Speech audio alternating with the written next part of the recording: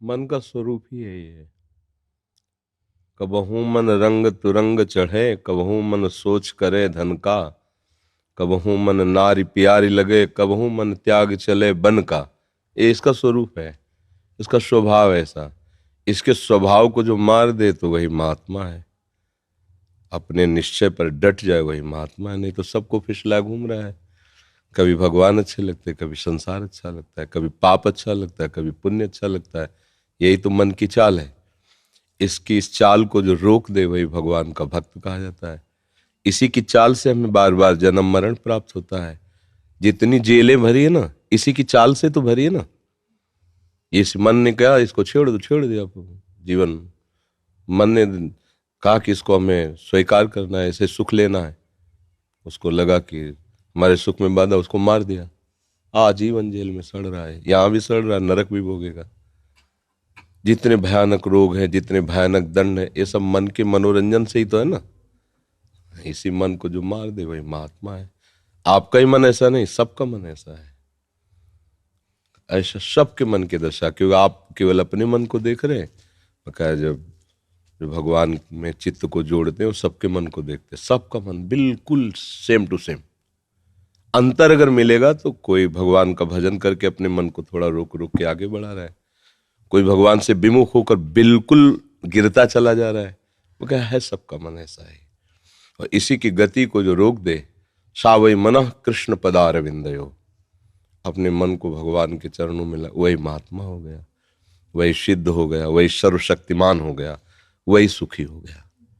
मन हमारा जहां लगता है तो इसका स्वरूप है तदाकार करना। इसकी आदत है, ये जिसमें लगता है वही बन जाता है। जैसे समोसा चटनी, तो मन ही समोसा और चटनी दोनों बनकर रसेंद्री में स्वाद भी ले आएगा, है नहीं कुछ। वो सामने बढ़िया गरम गरम समोसा, गरम गरम खाओ, कितना स्वाद है। अब वो एकदम संकल्प है, मुझे अभी भोगना है, मुझे अभी चाहिए मैं, बस इसका काम यही। ये तुरंत वही बन जाएगा जो चाहेगा, यही बन जाएगा कोई भी भोग। और भोग के संयोग के पहले ही तुम्हें सुख का स्वाद कराएगा ऐसा। अब आप पागल हो जाएंगे उस सुख के लिए, बस वो ले जाके दुख में डाल देगा। इसका यही, इसकी चाल को जो समझ जाए वही विद्वान है, इसकी चाल को रोक दे वही बलवान है, और इसको रोक कर भगवान में लगा दे वही महात्मा है। इसलिए नाम जप करो, नाम जप से बल आता है और सत्संग से विवेक आता है। दोनों की जरूरत है। जैसे हम जान गए कि हमें यहां पैर नहीं रखना, अब हमको इतनी ताकत होनी चाहिए कि हम अपने पैर को रोक के इधर बढ़ावें। तो ताकत मिलेगी नाम जप से, और ज्ञान मिलेगा सत्संग से, क्या करना चाहिए क्या नहीं करना चाहिए।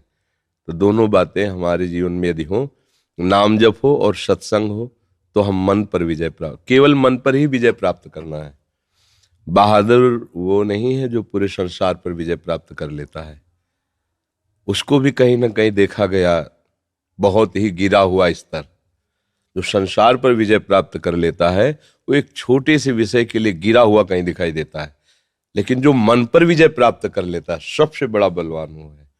पर मन पर विजय प्राप्त करना बड़ा कठिन होता है, क्योंकि हम मन को सपोर्ट करते चले आए हैं। हमें लगता है मन हमें सपोर्ट कर रहा है, हमें सुख दे रहा है। बस इसी भ्रम के कारण हम मन की अधीनता स्वीकार किए। अगर मन को अधीन करना है तो पहले ये मानना होगा कि मन आज तक सुख नहीं दे पाया, ये फंसाता ही रहा है। सच्ची मानिए, जरा से 2 मिनट के कृत्य के लिए पूरे जीवन जेल की सजा, कितने ऐसे भरे पड़े दृश्य।